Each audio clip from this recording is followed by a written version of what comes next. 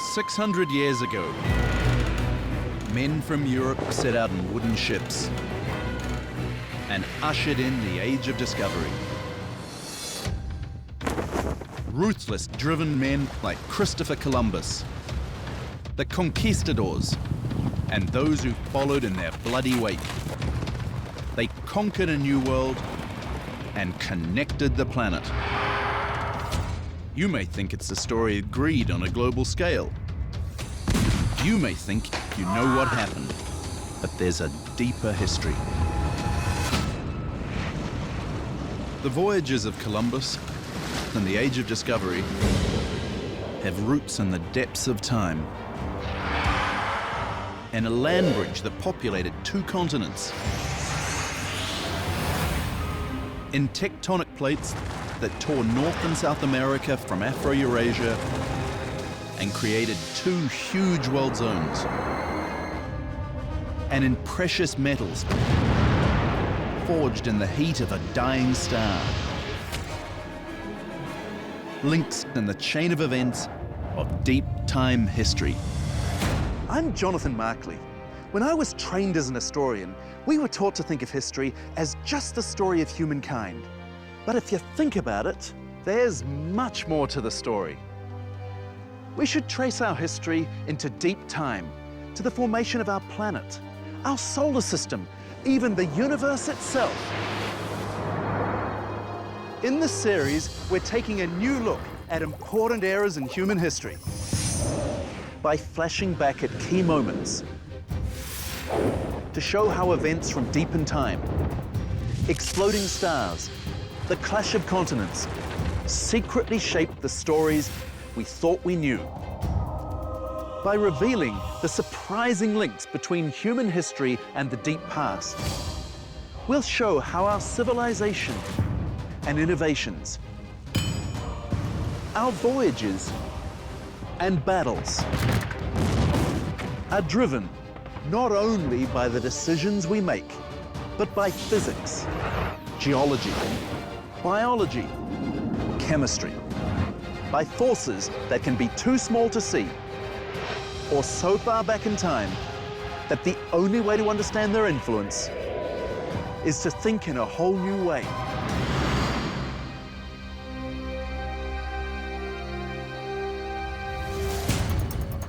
We live in a connected world, exchanging information at the speed of light across oceans and continents. Everybody knows that. What you might not realize is that long before humanity, the whole world was literally connected.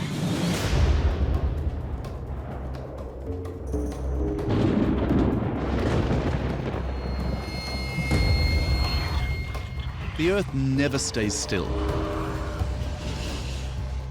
More than a dozen tectonic plates keep the surface in constant motion.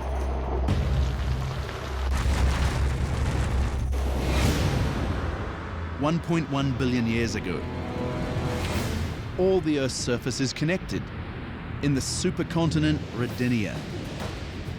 Over the next 10 million centuries, the planet's jigsaw pieces move apart and reform into new supercontinents. First, Pannotia. And after that breaks up, the supercontinent Pangaea.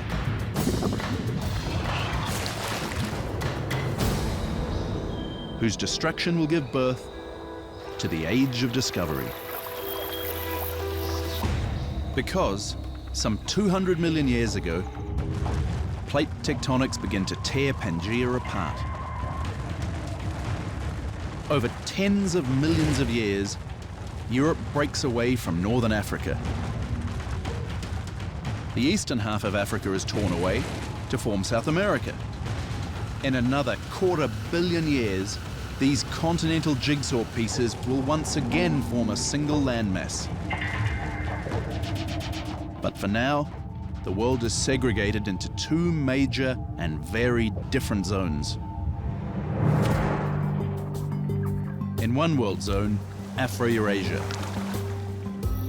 the linked continents of Africa, Europe, and Asia. 57% of the landmass of the world. with more people, more animals,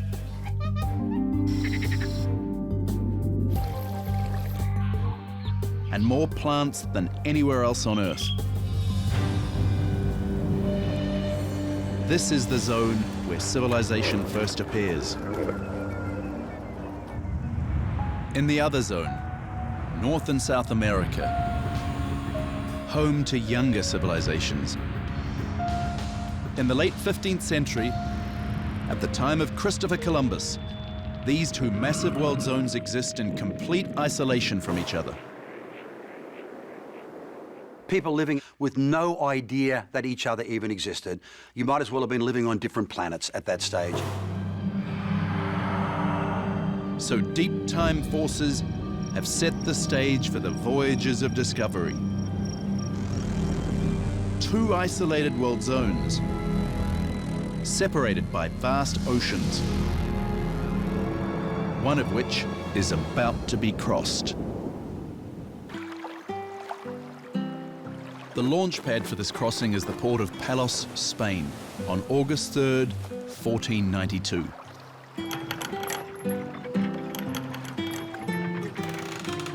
An Italian mariner named Christopher Columbus is about to set sail.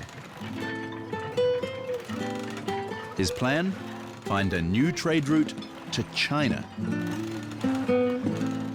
Columbus has no idea that because of Earth's geology and geography, his plan is going to utterly fail. Or how that epic failure will make his voyage one of the most influential expeditions in the history of humankind. But what's driving Columbus's journey into the unknown? What does he hope to get once he arrives in China? Believe it or not, an insecticide.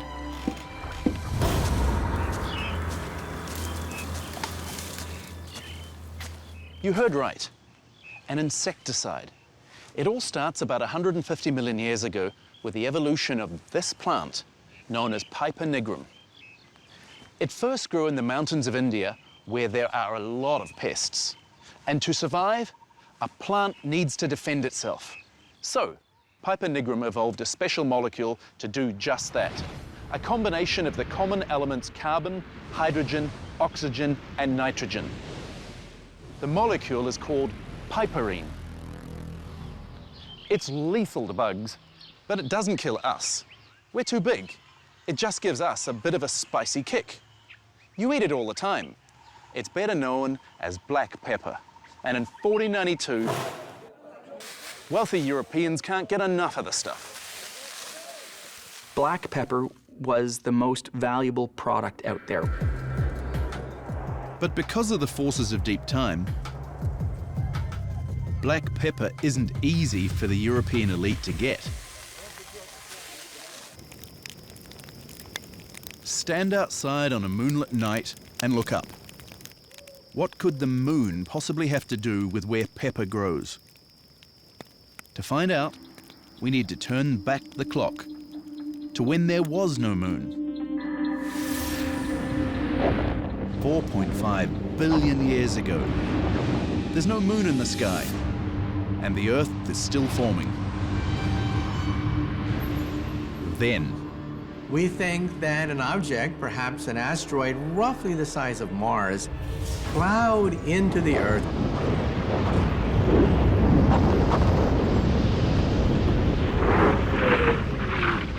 The material that got splattered off Earth and the impacting object initially formed a ring or a disk around Earth, from which the moon coalesced in less than a century.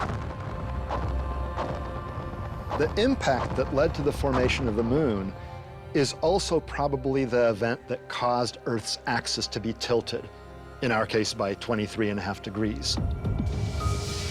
and this tilt is key.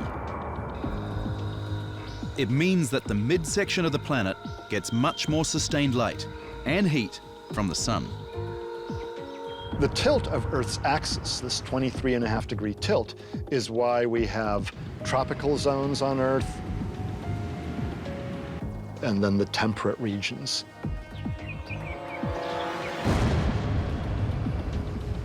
So after a cosmic collision creates the tropics, plants evolved to survive there. And only there in the case of spices like black pepper, which generally needs to be planted in soil with a temperature between 75 and 85 degrees Fahrenheit. So if you're not living in Southeast Asia and you really want pepper, you can't just produce it yourself. You have to buy it in from that area. And because deep time has created an uneven distribution of resources, humans have to create networks of exchange to bridge the distance to get what they want. So, before Columbus, how did Europeans get their black pepper? Let's zoom out for a bigger picture view of the world as it existed when Columbus was born. Here's India, at the southeastern end of Eurasia, the source of black pepper and other spices. Indian merchants trade these spices with merchants from this country, China. A huge land with a temperate climate, rich soil, and immense natural resources. For most of human history, the great Chinese dynasties were the most powerful, wealthiest states on the planet. In the early 15th century, China is rich enough to send huge trading fleets across the Indian Ocean to East Africa, under the command of the famous Admiral Zheng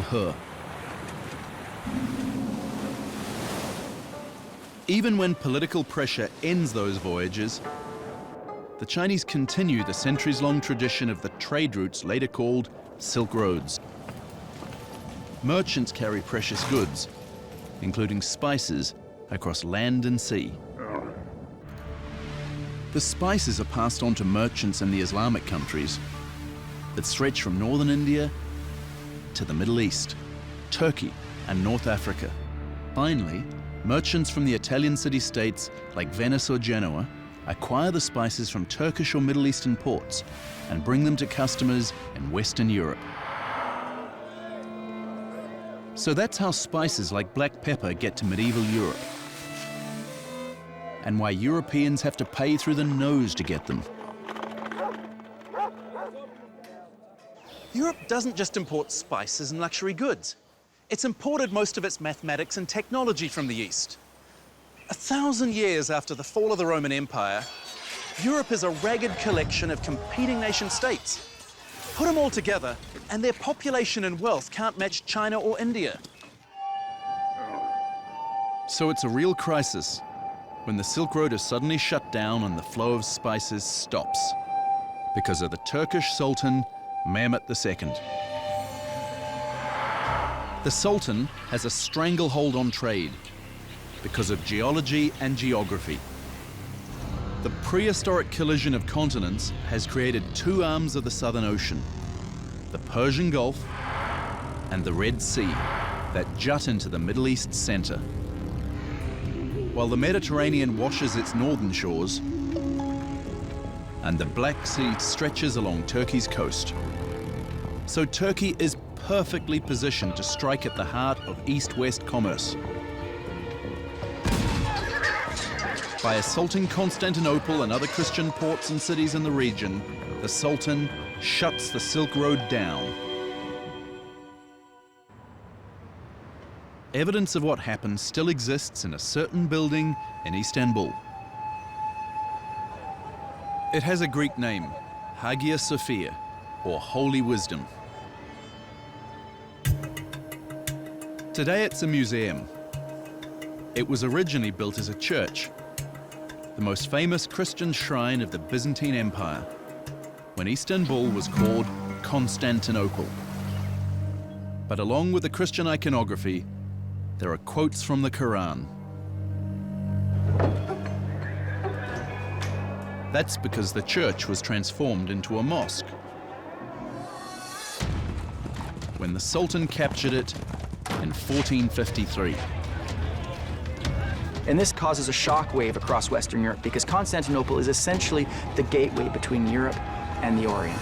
It's the place where spices and other exotic luxuries from the Orient enter Europe. But one country in Europe has already been planning to get around the Silk Road. A country that was considered insignificant even by European standards. And yet, in the early 1400s, ground zero for the Age of Discovery is Portugal. Instead of depending on the Silk Road, Prince Henry, later called the Navigator, wants to find a direct sea route to India. Portugal is a poor country. But if it takes over the spice trade, it'll be rich. Let's be frank about this. The early explorers did not go into the unknown for their health. No, they did it for financial gain. Prince Henry's plan is to do what no one has ever done. Sail around the southern tip of Africa and into the Indian Ocean. But there's a geological reason that sailing around Africa won't be easy. Africa's Atlantic coastline has very few natural harbors or inlets. So when the Portuguese sail south, there aren't a lot of safe places to anchor. So there are many, many areas where it's almost impossible to land.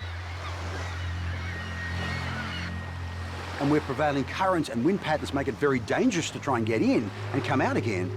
So we imagine these expeditions slowly working further and further down, then coming back to Portugal, accumulating more and more information. Over the decades, Prince Henry's ships do find a handful of safe harbors. They start trading in everything from ivory to slaves. But the decades pass. Henry the Navigator dies. And his successors still haven't made it around Africa. So far, the geographical barriers imposed by deep time have been too great. Then, in 1484, Christopher Columbus comes to the Portuguese with a new plan.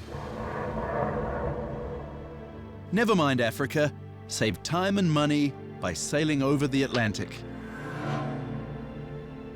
They assume that if you cross this ocean that we see off our western shores here, that eventually we'll simply come to East Asia. Columbus is sure that if he sails far enough west, he'll end up in the Far East, because he's sure that the Earth is round. But, contrary to myth, Columbus isn't trying to prove that it's round. Most educated Europeans know the Earth is a sphere. The ancient Greek philosopher Aristotle had calculated the roundness of the Earth 2,000 years earlier. But Columbus and other Europeans have no insight into a deeper question. Why exactly is the Earth round? What's the scientific reason that planets like ours are spherical instead of some other shape? It's a question that we can answer. And there's a clue in some recent astronomical photos. Look at these two objects. One is a comet visited by a space probe in 2014. The other is Pluto. Why does the comet have an irregular shape? Well, Pluto is a sphere, like Earth. Well, the answer is gravity is attractive. Or as we tell our students, gravity sucks. In other words, objects in space form when gravity pulls cosmic debris together. The force of gravity always pulls towards the center of an object. And as you add mass, gravity gets stronger. But you see, gravity sucks evenly. And that's the reason why the state of lowest energy is when gravity accumulates all this mass, smooths out all the imperfections to create a spherical star or planet. However, for very small objects like asteroids, the gravity is not strong enough to smooth it out. In fact, if a body is less than roughly 700 miles across, gravity is not sufficiently strong to create a round planet. Which is why Columbus is right.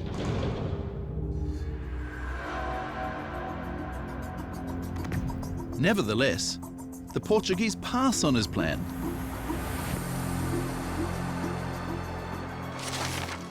So Columbus has to seek out fresh investors for his project, which he can do, because one of Europe's greatest weaknesses turns out to be a secret advantage.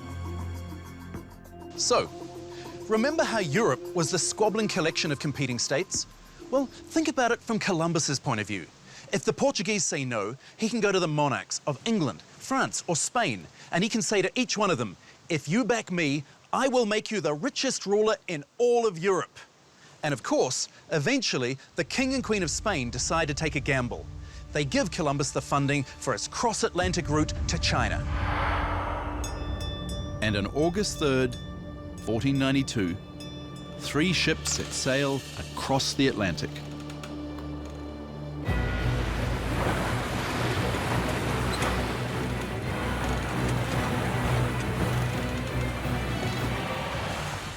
Now, from a limited point of view, you have an Italian commanding a Spanish commercial venture that's trying to get an economic advantage over the Portuguese. But think about the knowledge and the technology aboard those 3 ships.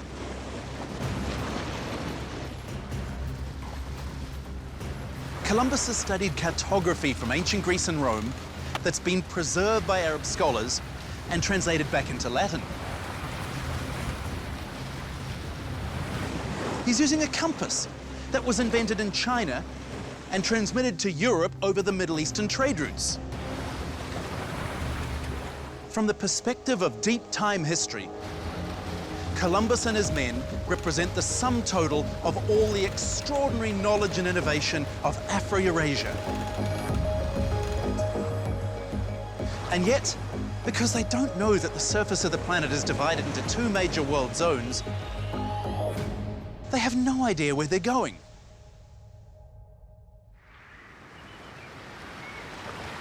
But in spite of that,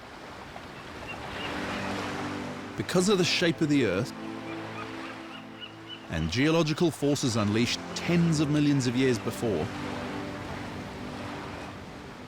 these 3 ships from Afro-Eurasia find land.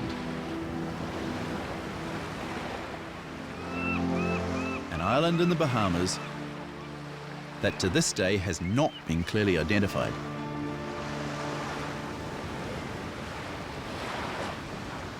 It's the 12th of October, 1492.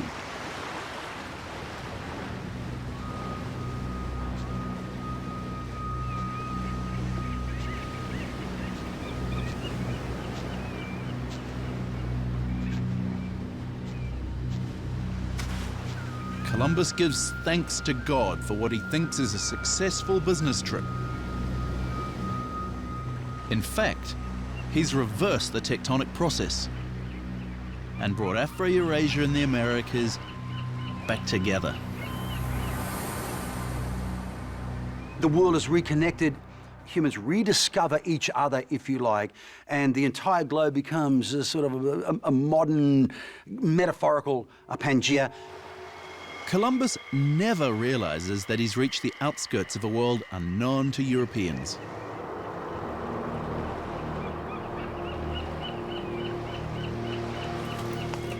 He thinks he's somewhere near India.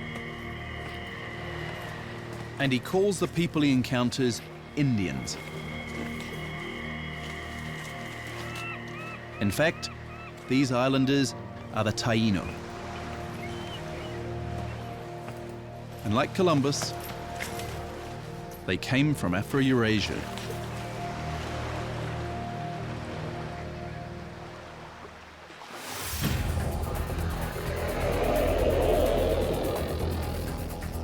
There was this land bridge during the Ice Age that allowed waves of migrants to come from Asia and populate the Americas.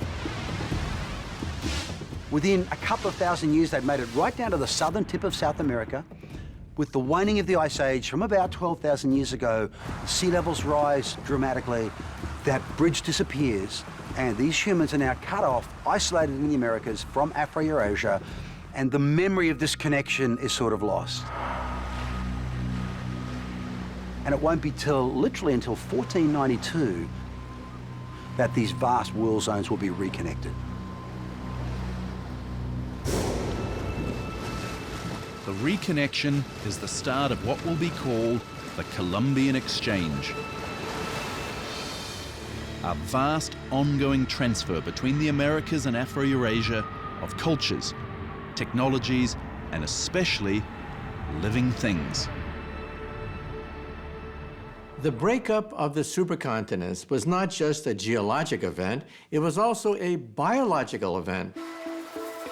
But now technologies, plants, animals, diseases, and people from one landmass or the other will spread across oceans and around the world. Phase 1 of the exchange gets underway when Columbus returns to Spain in 1493. He has found no black pepper. But there are other spices, and a strange leaf the Taíno burn that they call tobacco. This leaf will kill hundreds of millions of people. Its addictive ingredient, nicotine, evolved as a natural insecticide, like the piperine molecule of black pepper. Even more exciting for the Spanish, small amounts of gold from streams and riverbeds. They hope to find a lot more, and they expect the Taíno to get it for them. As Columbus writes in an official report, the people would make good servants, and he brings back several of them as slaves. Phase 2 of the Columbian Exchange begins on January 2nd, 1494. Columbus returns to the Americas with 17 ships, European livestock like pigs and cattle, and a small army. The bloody conquest of the Americas is about to begin. And the conqueror's most terrifying weapon is the horse. Imagine these early horses being brought over. Imagine Native American peoples who've never seen this before saying, wow, look at that. But this is another story with a deep time twist, because horses aren't really an invasive species in America. In fact, they're completing a 7,000-year round trip. The horse, which has proven so important for human history, originally evolved in the Americas. Evolved and then disappeared, possibly hunted to extinction by the Taínos' Ice Age ancestors. But some horses escaped to safety over the bridge to Eurasia before the seas rose again. Those prehistoric horses spread throughout Asia and Europe, where they were domesticated, bred, and crossbred. Now, in 1494, the horse returns to the Americas as a weapon of conquest.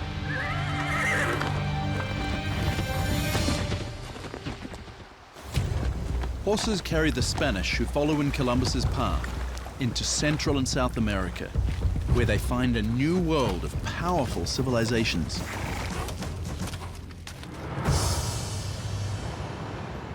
This is Mexico City, the world's 12th largest city and the largest Spanish-speaking metropolis on Earth.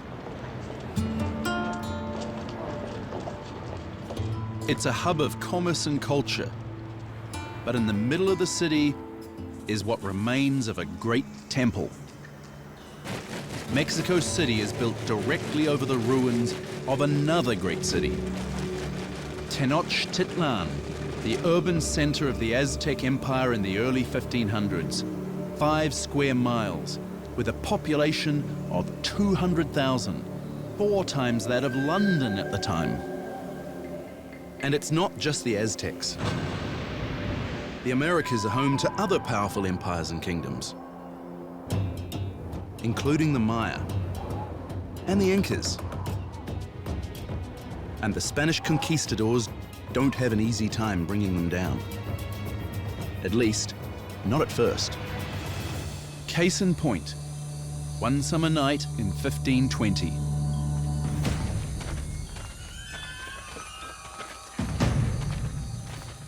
Hernan Cortés and his men find themselves hunted and outnumbered.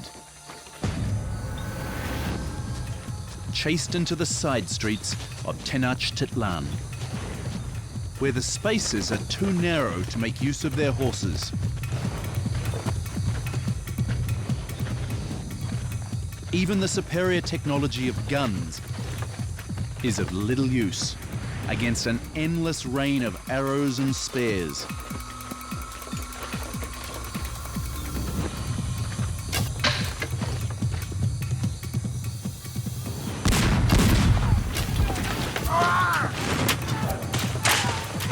But as the Spanish flee with as much gold as they can carry, they leave behind, without knowing it, a weapon more powerful than gunpowder, horses, or steel. Because inside one of Cortés's fallen is a biological time bomb, brought forth from deep time.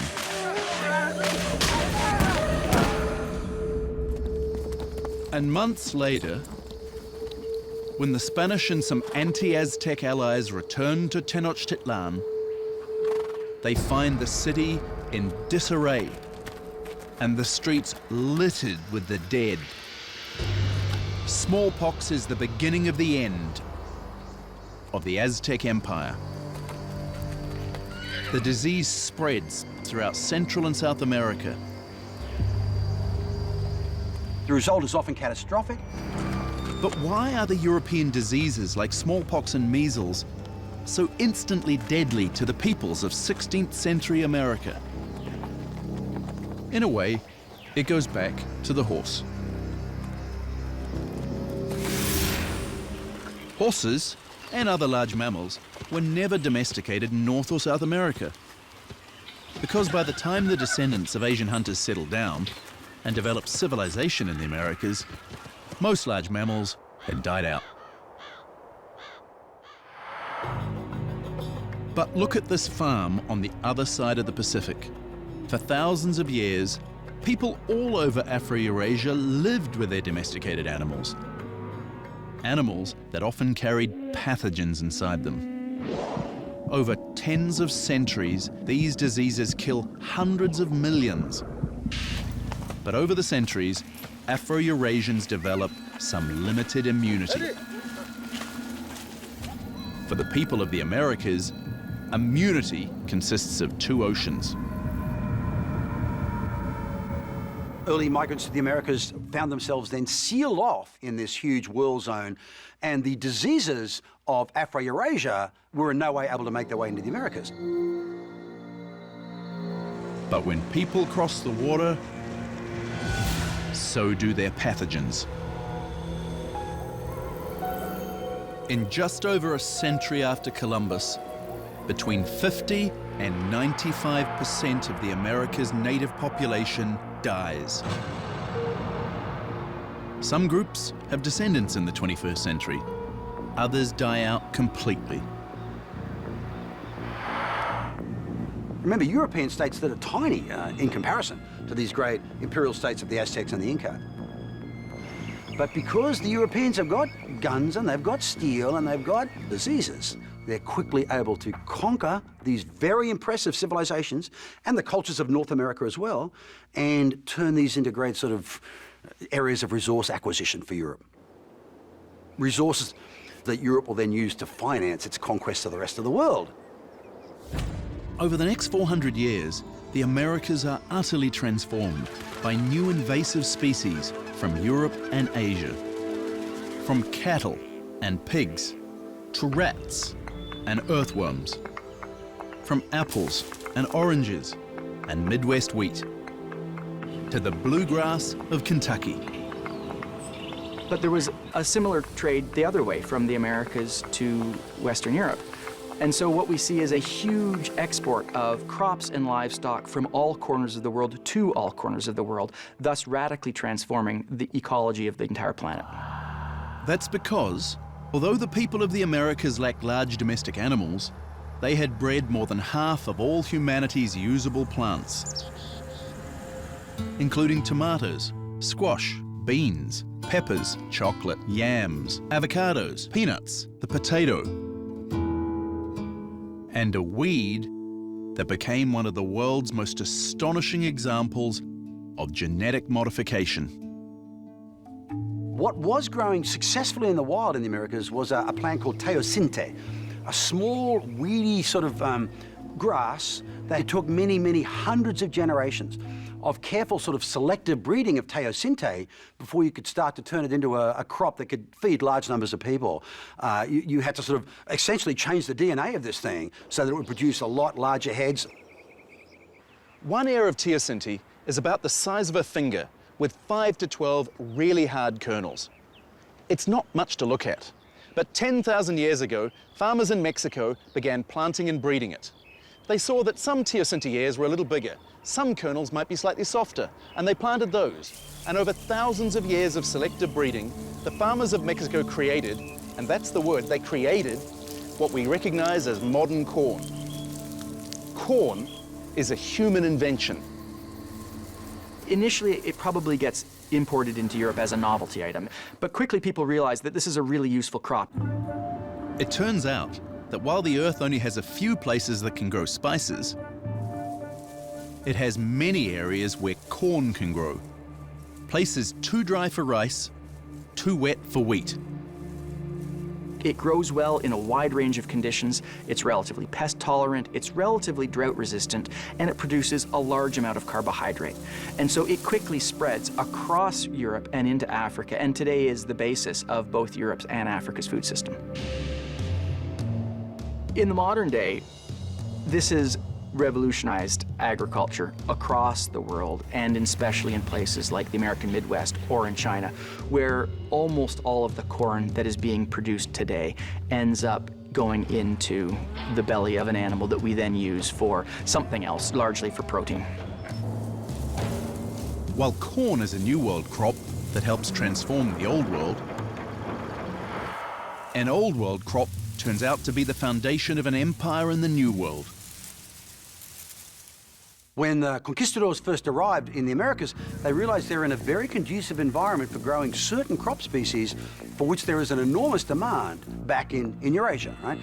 Chief amongst these was sugar. Sugar was the preferred drug of many, many Europeans. Humans have a fundamental deep-time link with sugar, because it's how we use the power of the sun.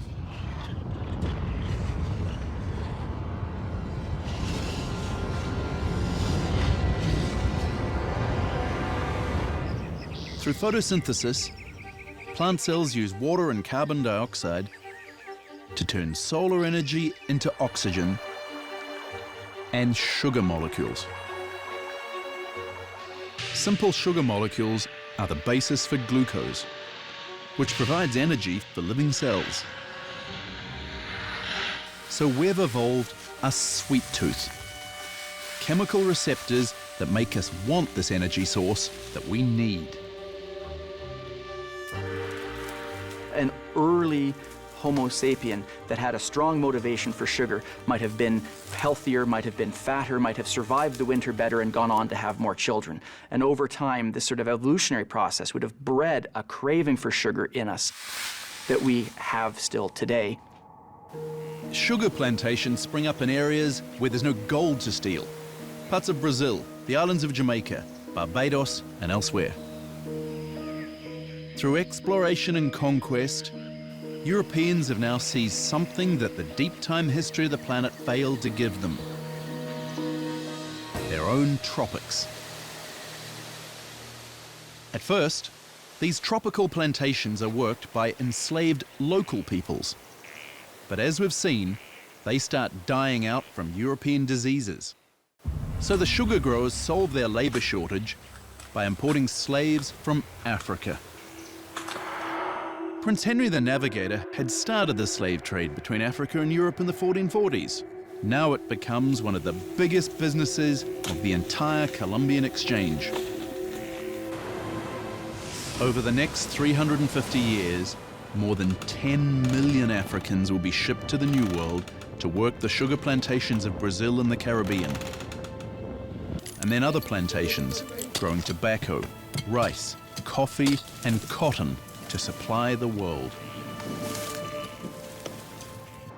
If this looks like the beginning of globalization, that's because it is.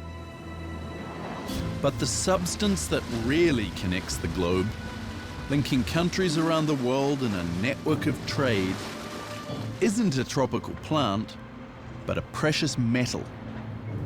Buried deep inside this extinct volcano in Bolivia, known as Potosi.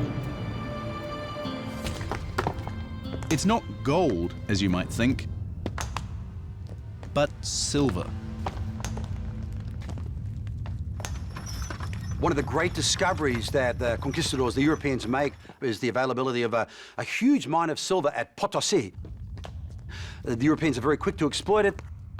But from the view of deep time history, the silver didn't really come from Potosi,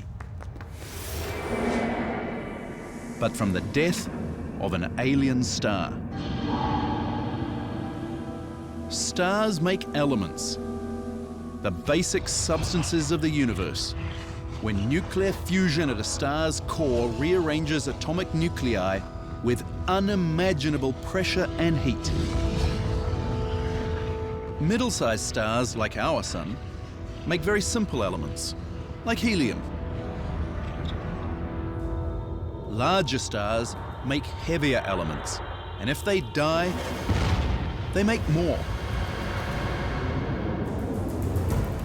When a star about 10 times more massive than our Sun uses up its nuclear fuel, it collapses, and then it blows up in an explosion 100 million times brighter than the Sun, creating even more elements and shooting them out into space. If the star is massive enough, one of those elements is silver. More than 4.5 billion years ago, gravity pulls the silver debris together into the forming Earth.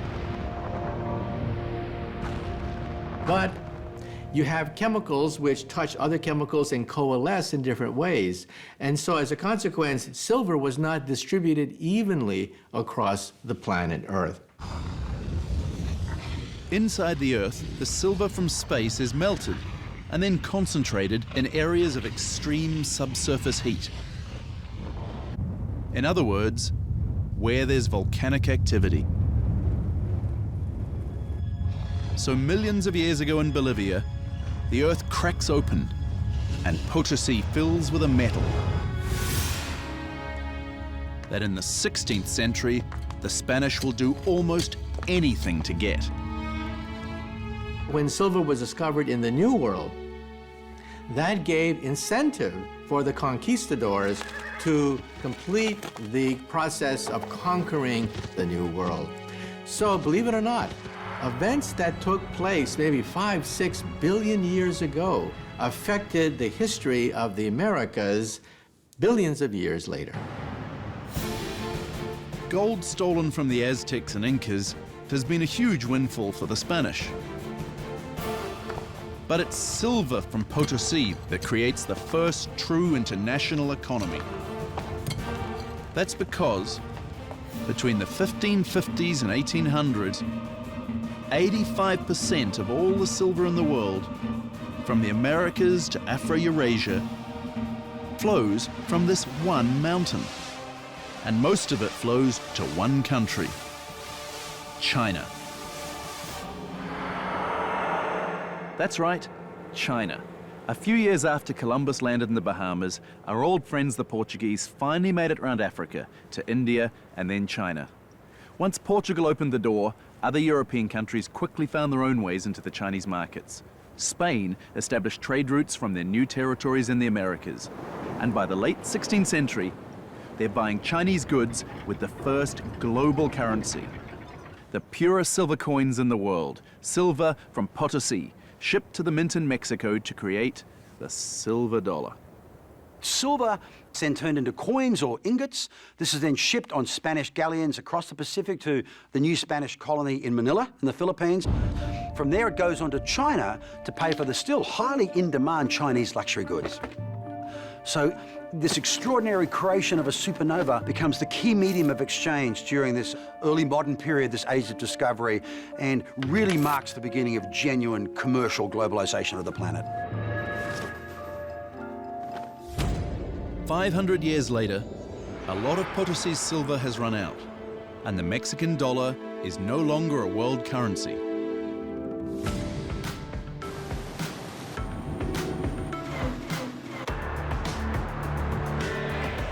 But the effects of the global economy and the Columbian exchange are all around us.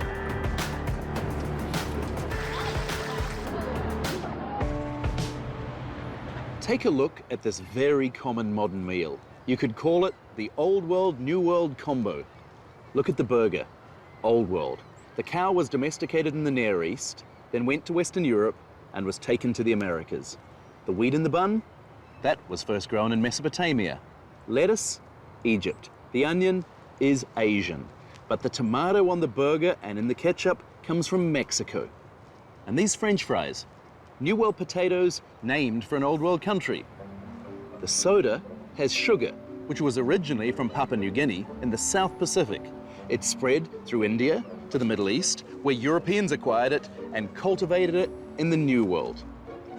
Oh. And here are packets of salt and black pepper. The precious exotic spice from the East that jump-started the Age of Discovery. It comes free with your meal. So today we produce black pepper on very large plantations at an industrial scale, and the costs of producing the black pepper are very, very small, and the costs of shipping this product on large container vessels is totally insignificant. More inexpensive food for more people? That's one of the legacies of the Age of Discovery. Other parts of that legacy are very dark indeed.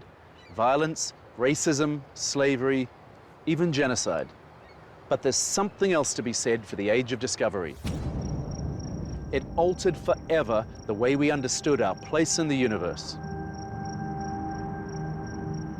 There's a very clear link between the discoveries of these different regions, extraordinary landforms, lifeways and so on, and what becomes the great scientific revolution, very much driven by trying to make sense of these extraordinary discoveries. Plunder and financial gain. That's why the early explorers risked their life to go to the New World. But eventually, a transformation took place. More and more adventurers and people who are just curious began to embark upon these great adventures, the most famous of them being Charles Darwin. He was curious. He was a naturalist. He wanted to write the history of life on the planet Earth. And the only way you could do that was to get on one of these boats and sail the ocean blue. And so we begin to realize that even though originally the spirit of exploration was the spirit of looking for profit and commercial gain, eventually people went because they were curious about the world. It was the age of discovery in the truest sense of the word. In one sense, the Age of Discovery began with a few ships in the 15th century, setting out for unknown shores. But in another sense, the Age of Discovery has roots in the very depths of time. In a land bridge that populated 2 continents, tectonic plates that ripped South America from Africa and created 2 huge world zones. In the molecules that formed after the collision that made the moon, and the globe-connecting element forged in the heat of a dying star. Links in the chain of events of deep time history.